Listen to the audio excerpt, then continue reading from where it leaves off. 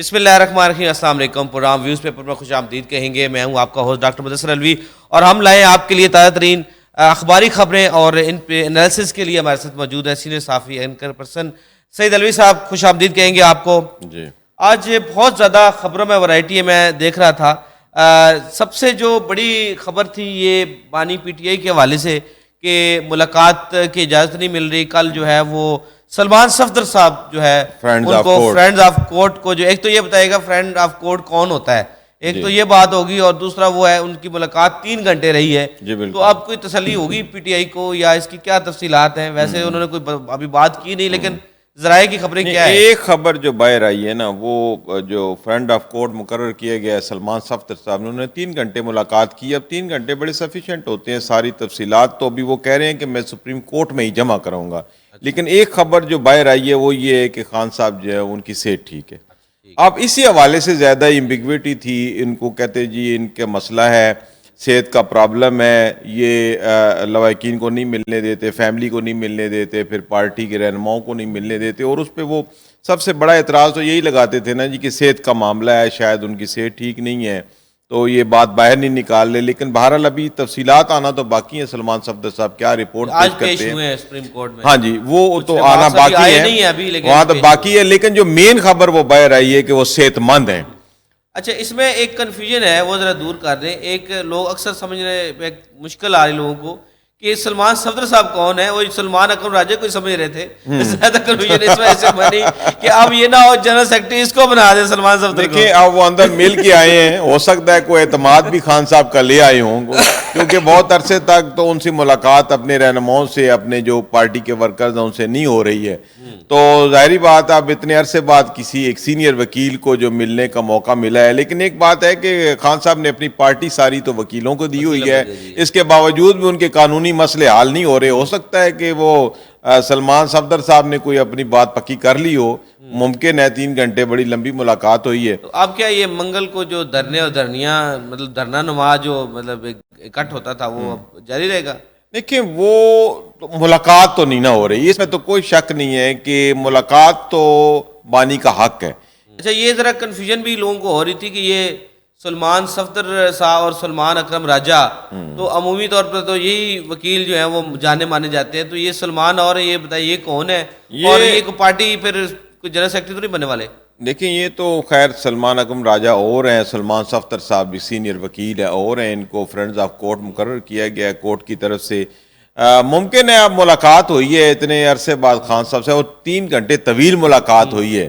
یقیناً بہت سارے لیگل میٹر چیزیں ڈسکس ہوئی ہوں گی. اس پہ تھوڑی سی روشنی ڈالیں کہ جیسے بیرسٹر گور صاحب ہو گئے, یا سلمان اکرم راجہ ہے, سلمان صفدر ہے, حیدر پنجوتا صاحب ہے, اور یہ ڈھیر وکیل کافی یہ سارے فیس لیتے ہوں گے فری میں کام کرنا ہے. فیس تو مجھے نہیں لگتا فیس کون افورڈ ابھی نہیں, فیس تو نہیں ہے. یہ سارے تو امیدوار ہیں نا, یہ امیدوار فیوچر کے امیدوار ہیں, زیادہ تر تو امیدوار ہیں. اور فیس میرا نہیں خیال کہ ایسے حالات میں ابھی جو حالات پارٹی کے چل رہے ہیں اس وقت میرا نہیں خیال کہ ان کو کسی کو فیس ملتی ہوگی. لیکن یہ جو فیس حاصل کرنا چاہ رہے ہیں وہ بیسیکلی خان صاحب کے باہر آنے کے بعد کچھ اچھے حالات آپ کو یاد ہو تو نواز شریف صاحب کی جو وکیل تھے, اب مجھے اب ان کا نام ایگزیکٹ یاد نہیں آ رہا, لیکن انہوں نے پوری فیس لی تھی.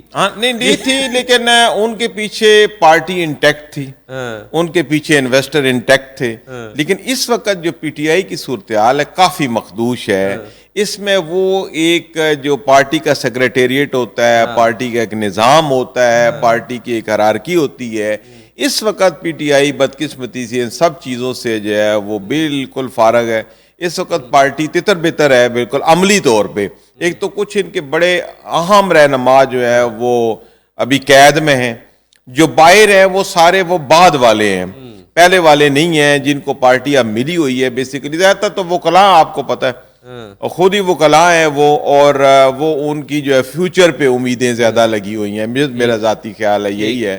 ابھی کوئی ایسا پارٹی کا سیٹ اپ ہے نہیں. یہ ویسے کوئی قانون تو ہوگا کہ, یا اگر نہیں ہے تو چلے اس بات پہ بھی ذرا روشنی ڈال دیں کہ جو پارٹی ہوتی ہے ایک رجسٹرڈ ہے پارٹی الیکشن کمیشن میں, حکومت پاکستان سے رجسٹرڈ ہے, تو اس کا آڈٹ یا تھرڈ پارٹی آڈٹ نہیں ہونا چاہیے. کتنا فنڈ آیا, کدھر لگا, فنڈ آیا بھی یا نہیں آیا, یا لیڈروں کے جیبوں میں گیا, یہ کیا ہوا؟ پاکستان میں سب سے بڑا المیہ یہی ہے کہ جو جمہوریت کے لیے کام کرنے والی پارٹیاں ہیں ان کے اندر جمہوریت نہیں ہے، نہ جمہوریت ہے، نہ ان کے اندر ایک انسٹیٹیوشن ہے باقاعدہ. کیونکہ اگر ایک پارٹی ہے، کوئی جماعت ہے، کوئی بھی، تو اس کا ایک باقاعدہ سے ایک اپنا ایک سٹرکچر ہوتا ہے، ایک سیکریٹریٹ ہوتا ہے. تو اکثر پارٹیوں کا یہ نہیں ہے، بہت کم ہے پاکستان میں کہ جن کے باقاعدہ سیکریٹریٹ ہے، باقاعدہ کام ہوتا ہے. تو وہ اس طرح کی پوزیشن اگر پی ٹی آئی کے کانٹیکس میں بات کی جائے تو وہ تو بان ہی نہ سکا نا شروع سے، کوئی ایسا سیٹ اپ نہیں ہے. اگر دیکھا جائے نون لیگ کا کسی حد تک ہے، پیپلز پارٹی کا کافی مربوط ہے، ان کے جو جماعت اسلامی کا سب سے مربوط ہے. یہ جماعتیں کچھ ہیں، لیکن جو اس طرف ہے کہ ان کا آڈٹ ہونا چاہیے، بالکل ہونا چاہیے.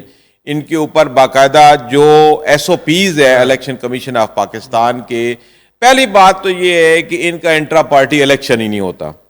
یہ ہوتی ہیں پرائیویٹ لمیٹڈ کمپنی ہے کہ ایک ہی بندہ چلا رہا ہے، ایک فیملی چلا رہی ہے، بس اسی کو چلا رہی ہے. لیکن یہ بہت ضروری ہے کہ ایک تو جمہوریت کے لیے کام کرنے والی پارٹیوں کے اندر جمہوریت ہو، ان کا اپنا ایک انفراسٹرکچر ہو. یہ جو کہا جاتا ہے کہ جی پی ٹی آئی کے تو فارن جو سپورٹر بہت ہیں، ووٹر بہت ہیں، وہاں سے بڑے امیر ایمٹس آتے ہیں، بڑے پیسے آتے ہیں، تو پھر پتہ بھی تو چلنا چاہیے نا کس کس ملک سے آ رہے ہیں، کتنے آ رہے ہیں، کس کی جیبوں میں جا رہے ہیں. صرف پی ٹی آئی کے ہی نہیں، تمام جماعتوں کا جو چندے کا نظام ہے یہ بالکل شفاف ہونا چاہیے. دیکھیں الیکشن جب آتا ہے نا تو یہ اپنے امیدواران سے ٹکٹ دینے کے لیے کافی پیسے بٹورتے ہیں.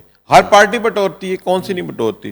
تو وہ پھر فنڈ کہاں جاتے ہیں، وہ کہاں استعمال ہوتے ہیں، کس بیس پہ، وہی نا وہ پہلی بات یہ کس بیس پہ لیے جاتے ہیں. کیا الیکشن کمیشن آف پاکستان کا جو ایس او پیز ہیں، جو قوانین ہیں، ان کے تحت نہیں، ان کے تحت اتنی بڑی بلک میں اماؤنٹس جو ہے وہ بالکل الیکشن کے نام کے اوپر کیسے ملتی ہیں.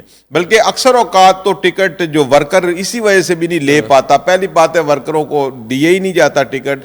فرض کرے اگر کوئی اہلیت ہوتی بھی ہے اس کے اندر تو پھر اس اہلیت کی وجہ سے، اچھا پھر یہ صرف یہی نہیں کہا جاتا کہ ہمیں پیسے دیں، وہ کہتے ہیں آپ کے اکاؤنٹ میں بھی اتنے پیسے ہونے چاہیے. تو ان کڑی شرائط کے اوپر ان فائنینشیل جو یہ اتنی بڑی جو یہ پابندیاں لگا دی جاتی ہیں یا یہ جو ان سے تقاضے کیے جاتے ہیں، اس کے اوپر اسی لیے تو ورکر تو آ نہیں سکتا. مثال کے پر آپ کے ہمارے پاس کسی کے بندے کے پاس 5 کروڑ ہو اور وہ کسی نے اس کو وہاں سے دینے ہو کسی کو، تو اس پہ تو اس کو وائی ڈکلیئر کرنا پڑے گا، وائٹ ہولڈنگ ٹیکس دینا پڑے گا، 30% ٹیکس دینا پڑے گا. اصل معاملہ یہ کیا بیگوں میں بھر کے دے کے جاتے ہیں، یہ کوئی بینک ٹرانزیکشن ہوتی ہے؟ اصل معاملہ یہ ہے کہ جو بھی ہمارے یہاں پاکستان میں الیکٹورل سسٹم ہے وہ اتنا کرپٹ ہے، اس کے اندر ایک ایک ایم پی اے جو ہے وہ کروڑوں روپے لگاتا ہے. بیگ میں لے کے جاتے ہوں گے. ظاہری بات ہے. مسئلہ یہی ہے کہ پاکستان کی اکانومی جو زیادہ تر اکانومی ہے وہ نان ڈاکومنٹڈ ہے. نان ڈاکومنٹڈ اکانومی کی وجہ سے ٹیکس بھی چھپایا جاتا ہے اور اپنے جو ذرائع ہیں ان کو بھی چھپایا جاتا ہے. تو یہ سارا معاملہ جو ہے یہ ابھی تو ایف اے ٹی ایف نے کافی حد تک ہمارے معاملات بہتر کیے ہیں، لیکن اس کے باوجود بھی ہماری جو اکانومی ساری ڈاکومنٹڈ نہیں ہے. یہی وجہ ہے کہ اس طرح کے جو پیسہ ہے. اچھا پھر یہی نہیں ہوتا نا، امیدوار تو دے ہی رہا ہوتا ہے ٹکٹ کے پیسے، پھر امیدوار کو بھی لوگ پیسے دے رہے ہوتے ہیں. جو اس کے حلقے میں جو باثر لوگ ہیں، جو کاروباری لوگ ہیں، وہ اس کو چندہ دے رہے ہوتے ہیں اور وہ آگے چندہ پارٹی کو دے رہا ہوتا ہے. بیسیکلی جو پیسے کا استعمال ہے یہ انتخابی نظام کے اندر اسی نے ساری خرابی پیدا کی ہوئی ہے. یہ سب ذمہ داری ہے الیکشن کمیشن آف پاکستان کی. لیکن افسوسناک بات یہ ہے کہ الیکشن کمیشن آف پاکستان یہاں پہ بالکل ڈیڈ ہے. اور آپ کو پتہ ہے اس کے چیف کے مقرر ہونے کے بھی جو معاملات چل رہے ہیں، یہ اگر الیکشن کمیشن آف پاکستان کے اندر ایک انڈیپینڈنٹ ادارہ بن جائے تو پھر یہ سارے معاملات ٹھیک ہو سکتے ہیں. اچھا یہ جو ان ڈاکومنٹڈ اکانومی ہے اس کے اوپر تو میرے خیال میں کوئی شاید ہاتھ ڈالنے لگے ہیں. آپ ذرا اس پہ بھی بتائیں کہ یہ جو نئی کرنسی آ رہی ہے تو اس پہ تو لوگوں نے جو تجوریاں بھری ہیں وہ تو ان کو خالی کرنی پڑیں گی، اور سنا ہے وہ کیش واپس نہیں ملے گی، وہ آپ کے اکاؤنٹ میں جائے گی. دیکھیں بات تو ٹھیک ہے کہ اکانومی یہ آپ کرنسی چینج کر کے اس کو کر سکتے ہیں، لیکن 101 طریقہ کار ہے. کوئی اسٹیٹ کمیشن لے کے بھی ان کو چینج کر دیں گے. یہ آپ نہیں کہہ سکتے کہ کرنسی چینج کرنے سے مکمل طور پہ آپ کسی حد تک چلے جو چھوٹے موٹے لوگ ہیں کہ انہیں کو لاکھوں میں رکھے ہیں وہ تو چلو لا کے دیں گے، لیکن اگر کروڑوں روپے ایک دم کسی کے اکاؤنٹ میں آتے ہیں تو آگے آپ کو پتہ ہے ایف بی آر دیگر ادارے بڑے آنکھیں کھول کے بیٹھے ہوئے ہاں، ہیں، بالکل۔ تو انہوں نے تو ان کو پکڑ لینا، اور یہ سب کو یہ- پتہ یہ ہے، ایک کروڑ لیکن کہاں یہ سے کام آیا؟ آپ کو 2 پتہ ہے ہر کام جو ہے اس کا کوئی نہ کوئی حل موجود ہے، ورچوئل کرنسی میں ہے اب تو چلے ہاں گی۔ بڑا کچھ آ جائے گا اس میں، آپ یہ دیکھیے گا کہ آفرز بھی آ جائیں گی کہ اتنے % پہ آپ ہم سے پرائیویٹلی چینج کرا کے چلے جائیں، تو آپ یہ نہ تصور کریں، بیسیکلی معاملہ یہ ہے کہ پاکستان کے اندر ٹیکس کی شرح بہت زیادہ ہے اور ٹیکس کے قوانین بہت سخت ہیں، ہر بندہ یہ ڈرتا ہے کہ میں ونس اگر ٹیکس نیٹ میں آ گیا تو مجھے معاف نہیں کیا جائے گا۔ اگر اس ٹیکس نیٹ کو بڑھانا ہے، لوگوں کو اعتماد میں لے کے آنا ہے، آپ نے ٹیکس بڑھانا ہے، تو پھر آپ کو ٹیکس کے قوانین کے اندر نرمی لانا ہوگی، ٹیکس ریشو کم کرنی ہوگی تاکہ زیادہ تر لوگ ٹیکس نیٹ میں آئیں، تو آپ اس طرح کے جو معاملات ہیں، یہ نان ڈاکومنٹڈ اکانومی، ان طریقوں سے نہیں جانی، یہ فرینڈلی قوانین سے جانی ہے اور ٹیکس ریشو کے کم ہونے سے جانی ہے۔ صحیح۔ اچھا، اب بات ہو جائے کچھ پی ٹی آئی کی مزید اور صوبہ خیبر پختونخوا کی بات ہو جائے، اور اس میں دیکھیں بڑی خوفناک بات ہے ایک کہ اقوام متحدہ نے کہا ہے کہ افغان حکومت ٹی ٹی پی کی مددگار ہے، یہ اقوام متحدہ نے کہا ہے، ایکسپریس کی خبر ہے، اور ہاں پاکستان پر حملوں میں نمایاں اضافہ ہوا ہے، بالکل ہوا ہے۔ اور پھر اسی تناظر میں شاید مجھے لگتا ہے کوئی باہر سے خبریں آئیں یا اندرونی دباؤ تھا، کل جو ہے وہ سہیل آفریدی صاحب ملے ہیں کور کمانڈر پشاور کو، اور وہاں پہ اپنے کچھ وزراء کے ساتھ وہاں گئے ہیں، اور اس کی کیا تفصیلات ہیں اور یہ بریک تھرو نہیں، ہوا یہ کیسے ہے؟ بڑی اہم خبر ہے، بیسیکلی بہت عرصے سے یہ ایک پریشر تھا کے پی گورنمنٹ کے اوپر کہ کے پی گورنمنٹ جو ہے وہ ایک سافٹ کارنر رکھتی ہے طالبان کے حق میں، اور یہ نیریٹو بڑا عام ہو گیا تھا، اور فیڈرل گورنمنٹ بھی بار بار یہ کہہ رہی تھی کہ صوبائی حکومت کے تعاون نہ کرنے کی وجہ سے ہم جو دہشت گردی کے خلاف ایک بڑی کمپین کر رہے ہیں، کائنیٹک آپریشنز بھی ہو رہے ہیں، ہر طریقے سے ہم اس سے نکلنے کی کوشش کر رہے ہیں اس دہشت گردی سے، لیکن کہیں نہ کہیں کے پی گورنمنٹ جو ہے وہ اس کے راستے میں رکاوٹ بن جاتی ہے۔ بہرحال کل جو یہ اجلاس ہوا ہے جی، یہ بڑا کمال ہے، کور ہیڈ کوارٹرز میں یہ 3 گھنٹے یہ جو اجلاس رہا ہے، اس میں یہ سارے جو یعنی عسکری اور سیاسی قیادت جو ہے ایک پیج پہ آئی ہے، اور اس میں یہ فیصلہ کیا گیا ہے کہ جو مالا کنڈ ہے اس کو جو ہے فوج کے وہ سے لے کے ہم جو کے پی کی پولیس ہے اس کو دے دیں گے۔ یہ ایک بڑی اہم ڈیولپمنٹ ہے، بیسیکلی یہی گلہ شکوہ وفاقی حکومت سے طرف سے کیا جا رہا تھا کہ کے پی حکومت جو ہے وہ تعاون نہیں کر رہی، تو یہ خود بھی تو وزیر اعلیٰ نہیں تھا کر رہا نا پہلے، یہ بھی تو مسئلہ تھا نا۔ دیکھیں یہ واقعی اہم ترین ضرورت تھی کہ صوبائی حکومت جو ہے وہ فیڈرل گورنمنٹ کے ساتھ اور جو سیکیورٹی ایجنسیز ہیں ان کے ساتھ تعاون کرے تاکہ ہم افغانستان کی طرف سے ہونے والی جو دہشت گردی ہے اس سے باہر نکل سکے۔ یہ بڑی اچھی رہی ہے، اور یہ جو کور ہیڈ کوارٹر میں 3 گھنٹے کی میٹنگ ہوئی ہے، اس کے بعد کافی حد تک یہ تاثر زائل ہوا ہے کہ جی فیڈرل گورنمنٹ جو ہے وہ جو کے پی حکومت کے بارے میں گلے شکوے کر رہی تھی، کافی حد تک وہ حل انٹرسٹنگلی ہوا ہے۔ محسن نقوی صاحب موجود تھے، یہ بالکل موجود تھے، بالکل موجود تھے۔ اب وہ پھر وزیر اعظم صاحب سے ملاقات کے بعد اب یہ دوسری بریک تھرو ہے۔ اچھا، اب اگلی خبر کی طرف بڑھتے ہیں جی، کہ یہ جو نیٹ میٹنگ کے حوالے سے ایک تلوار سر پہ لٹک رہی تھی ان لوگوں کی جنہوں نے سولر پہ انویسٹمنٹ زیادہ کی ہوئی تھی، اور سولر کے جو ٹریڈر ہیں ان کے اوپر ایک بڑا ایک بجلی کل بن کے گری یہ خبر کہ جب انہوں نے کہا کہ جی اب نیٹ میٹنگ فردر نہیں ہوگی، تو پھر سولر بھی میں حال میں پھر آہستہ آہستہ وائنڈ اپ ہی ہوگی، پھر کباڑ میں بھی گئی۔ پاکستان میں جو پاور کا ایشو ہے یہ بیسیکلی ہماری اکانومی کے اوپر سب سے بڑا مسئلہ ہے۔ ہماری اکانومی کیوں نہیں اوپر جا رہی؟ اس کی وجہ یہ ہے کہ ہمارے ہاں بجلی بہت مہنگی ہے۔ جب ہم ٹیکسٹائل کے لوگوں سے بات کرتے ہیں یا دیگر انڈسٹری تو وہ یہی کہتے ہیں کہ جناب بجلی بہت مہنگی ہے، گیس ہے ہی نہیں، تو ہم کیا کریں؟ تو یہ بلکہ میرے پچھلے میرے ایک پروگرام آئے تھے ایپٹیما کے صدر، تو انہوں نے کہا تھا اگر ہم تھوڑے بہت اگر ٹیکسٹائل بچی ہوئی ہے یا باقی صنعتیں بچی ہوئی ہیں تو وہ اس سولر کی وجہ سے بچی ہوئی ہیں، لیکن اگر آپ سولر جو ہے یہ اس کو انہوں نے ریورٹ کر دیا ہے جو یونٹ ٹو یونٹ سسٹم تھا، اب وہ کہتے ہیں کہ ہم بجلی خریدیں گے 10 روپے کے حساب سے، بیچیں گے پھر ہم 40-50 روپے کے حساب سے، تو یہ ایک یعنی سڈن چینجز. پاکستان کا سب سے بڑا پرابلم یہ ہے کہ یہاں آپ کو یاد ہوگا کہ سی این جی بھی پہلے لگاتے رہے, آپ پھر کہتے ہیں وہی نا, ایک وقت تھا سی این جی کے لیے من ترلے گورنمنٹ کرتی رہی ہے, بعد میں جب وہ سیکٹر ڈیولپ ہو گیا تو گورنمنٹ نے کہا نہیں جی ہمارے پاس تو ہے ہی نہیں نا. اس کے بھی ایک وجہ تھی, اس کی تو بڑی وجہ یہ تھی کہ سی این جی کے لیے تھا کہ 3 کلومیٹر میں ایک سی این جی کا اسٹیشن لگے گا, لیکن لوگوں نے اور حکومت نے آپس میں مل کے یہ ایسا کیا کہ وہ ہر 3 میٹر بعد ایک پمپ لگنا شروع ہو گیا, وہ ایک اسٹیشن لگنا شروع ہو گیا. بہرحال واپس آتے ہیں رینیویبل انرجی کی طرف, یہ سولر انرجی, چونکہ اس میں اس طرح کا کوئی ایشو نہیں ہے کہ جتنا مرضی سولر لگ جائے تو اس میں کوئی کمی تو واقع ہونی پھر یہ کریں گے نا, بیک اپ کر لیں گے تو واپڈا کو بائے بائے کہہ دیں گے. لیکن جو بڑے سسٹم لگتے ہیں نا وہ گریڈ کے تھرو ہی کامیاب ہیں.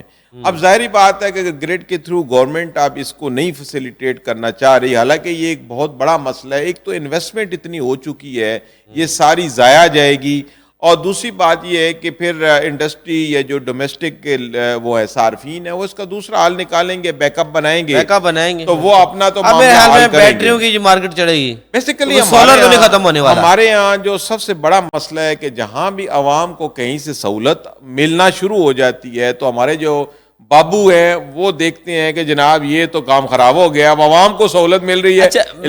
میں نا تھوڑی سی مجھے حیرانگی یہ ہوئی کہ اویس لوغاری صاحب نا بڑا منہ بنا کے کہہ رہے تھے کہ تو 200 والے پروڈکٹ صارفین میں تعداد میں اضافہ ہو رہا ہے اس لیے کہ لوگ سولر لگا کے وہ 200 والے یونٹ میں کیپ میں آ جاتے ہیں تو پھر ہمیں رعایت دینی پڑتی. اتنا منہ بنا کے کہ پتہ نہیں سہولت ہو رہی ہے.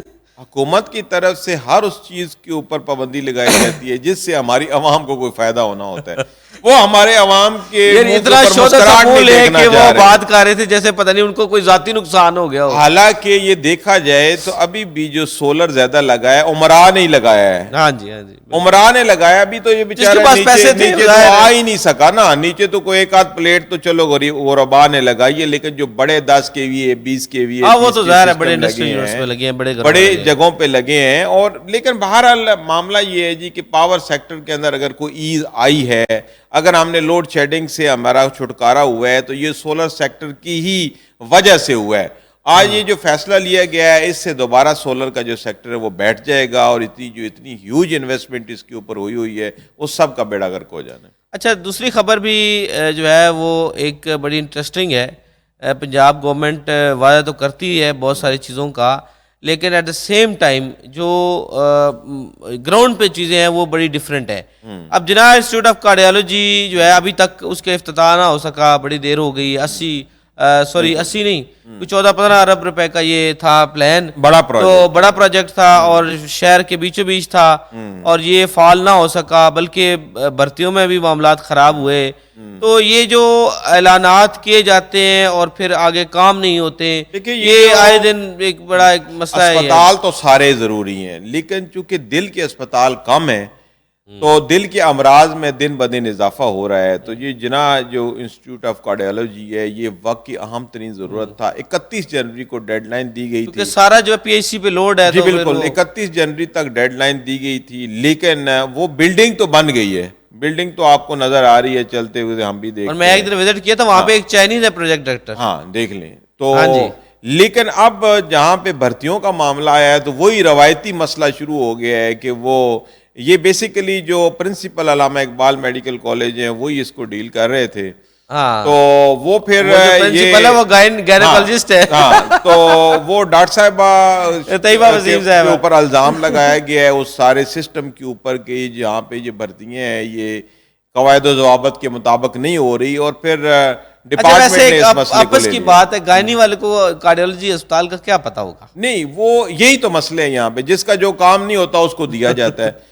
یہ تو مسئلہ ہے. بہرحال اب یہ ایک بڑی اہم ضروری ایک ہاسپٹل تھا جس کا چلنا اگر 31 جنوری کو چل جاتا بہت اچھا تھا, لیکن بھرتیوں کی وجہ سے یہ مسئلہ ہو گیا. اب یہ بھرتیاں اس وقت جو ہے وہ مؤخر ہو چکی ہیں, اور مریم نواز صاحبہ کا یہ جو ایک ویژن ہے بیسیکلی اس کے راستے میں ایک رکاوٹ ہے نا. دیکھیے آپ وزیر اعلیٰ نے فنڈز دے دیے, یہ تو بیوروکریسی کا ایشو ہے, فنڈز دے دیے, بلڈنگ بن گئی, انفراسٹرکچر بن گیا ہے. آپ دیکھیں کہ بھرتیوں کے اوپر آ کے تو اب یہ مسئلہ رک جانا, یہ جو ایک اچھا کام ہو رہا ہے اس کے اوپر ایک رکاوٹ ہے, اور اس کو فوری طور پہ بھرتیاں ہو جانی چاہیے تاکہ یہ دل کے امراض کے جو کہ دل بدن اضافہ ہو رہا ہے تو لوگ اس سے مستفید ہو سکیں. ٹھیک ہے. اچھا اب آخری خبر شامل کرتے ہیں جی. ورلڈ کپ ICC کا T20 کا چل رہا ہے اور رات مقابلہ ہوا پاکستان اور USA کا, اور پاکستان نے بھی بدلہ پچھلا جو وہ لیا, کیونکہ پرانا جب نیو یارک کی یادیں لوگوں کے ساتھ ذہن میں ابھی تازہ تھی, تو پھر وہ جو نیو یارک کا جو بدلہ ہے وہ رات کو لیا گیا. لیکن ویسے ایک بات ہے کہ چھوٹی چھوٹی ٹیموں نے وقتہ بہت ڈالا ہوا ہے. بالکل کل رات بھی جو 190 ٹارگٹ تھا اور 158 پر پہنچ گیا, اور کئی لمحوں پہ ایسا لگا کہ یہ میچ کا پاسا کسی ٹائم بھی پلٹ جائے گا. صحیح. تو اس میں جو انٹرسٹنگ چیزیں تھیں 2-3 وہ یہ تھی کہ وہ فرحان جو صاحبزادہ ہے انہوں نے بڑی اچھی اننگز کھیلی. اچھا سارے کھلاڑی فارم آتے جا رہے ہیں, اب یہ ایک اچھی بات ہو گئی پاکستان کے لیے. اب پاکستان کا انڈیا کا میچ بھی 15 کو وہ ہو رہا ہے, جی ہاں, اس پہ بڑا پریمیم میچ ہو گیا ہے. اچھا اس میں ایک بات ناظرین کے ساتھ شیئر کرتا چلوں کہ یہ جو ہائپ کریٹ ہوئی ہے نا, یہ دیکھیں ہمارے یہاں نا ایک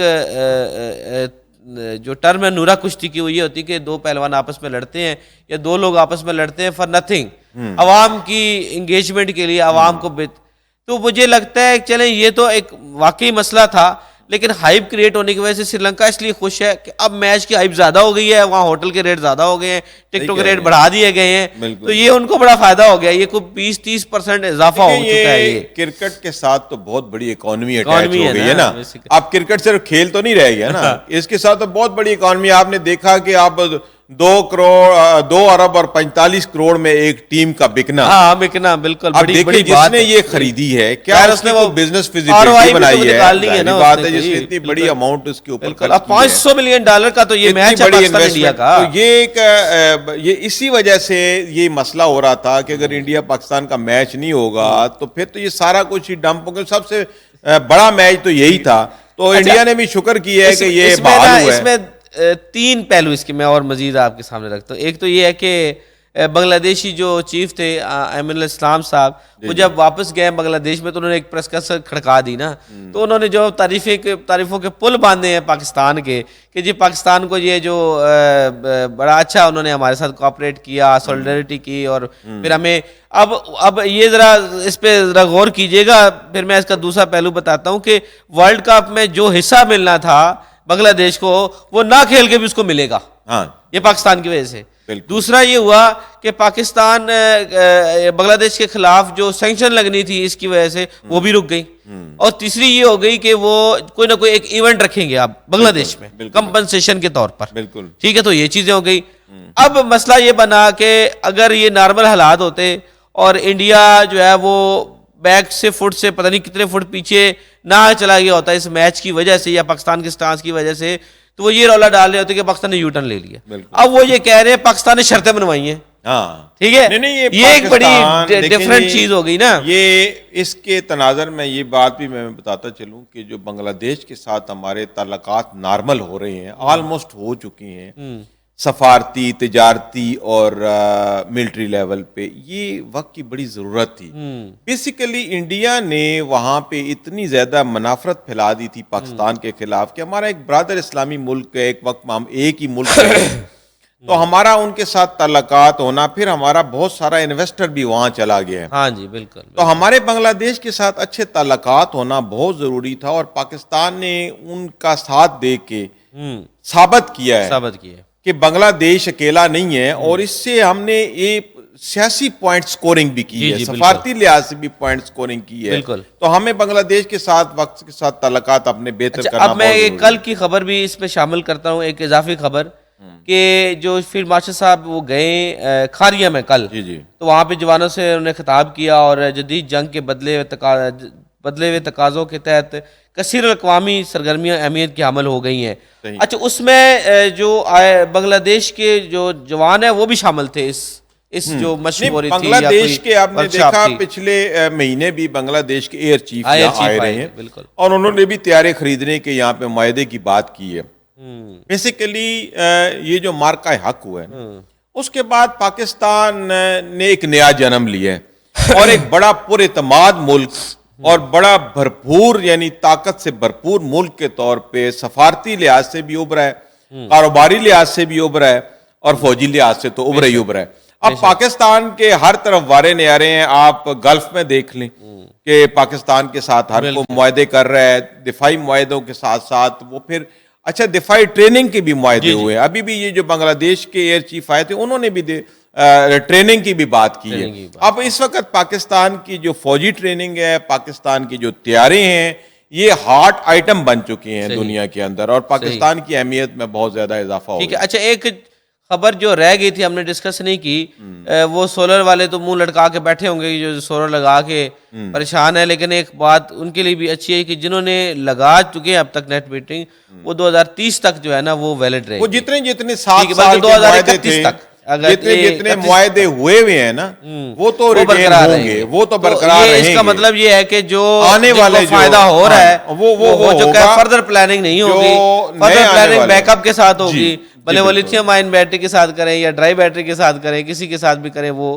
لیکن اب جتنا سولر لگ چکا ہے ظاہر اب اتارنا تو کسی نے نہیں ہے نا, وہ اپنے پاس بیٹریوں کی مارکیٹ ایک دم بڑھ جائے گی. پاکستان میں یہی ہوتا ہے, اچانک کوئی نہ کوئی ایک معاملہ ہوتا ہے, جیسے آپ نے دیکھا بسنت میں کتنے لوگوں نے پیسے کما لیے اس کے گڈیوں کے اور ڈور کے. اسی طرح اب لیتھیم والوں کی موئی لگ گئی ہے. 2 دن پہلے میں ایک پاور ہاؤس ہے وہاں پہ, ایک ہمارے عزیز ہوتے ہیں, تو وہ فرما رہے تھے کہ ہمیں یہ کہا جاتا ہے کہ پروڈکشن کم کریں کیونکہ اب ڈیمانڈ نہیں رہی ہے, نہ انڈسٹری رہی ہے اور نہ اب سولر کی وجہ سے وہ واپس. مسئلہ یہی بن گیا جی, اس وقت اگر کوئی بجلی استعمال ہو رہی ہے تو وہ ڈومیسٹک ہی ہو رہی ہے, انڈسٹری تو بند پڑی ہوئی ہے. دیکھیں جو میجر انڈسٹری تھی ٹیکسٹائل وہ بھی بند پڑی ہوئی ہے, دیگر انڈسٹریز بھی بند پڑی ہوئی ہیں. یہاں نہ را مٹیریل ہے, نہ یہاں پہ اسٹیبل پالیسیز ہے, نہ یہاں پہ کوئی امن و امان کی وہ صورتحال ہے, نہ یہاں پہ اچھا پھر FBR کے قوانین اتنے سخت ہیں, چیزیں جیسے پہلے بھی ذکر کر رہے ہیں, کسی طرف بھی یہاں پہ امان نہیں ہے, انڈسٹری چلانے کا کوئی ماحول نہیں ہے, انڈسٹری اسٹیٹ نہیں ہے, کسی کی پالیسی نہیں ہے,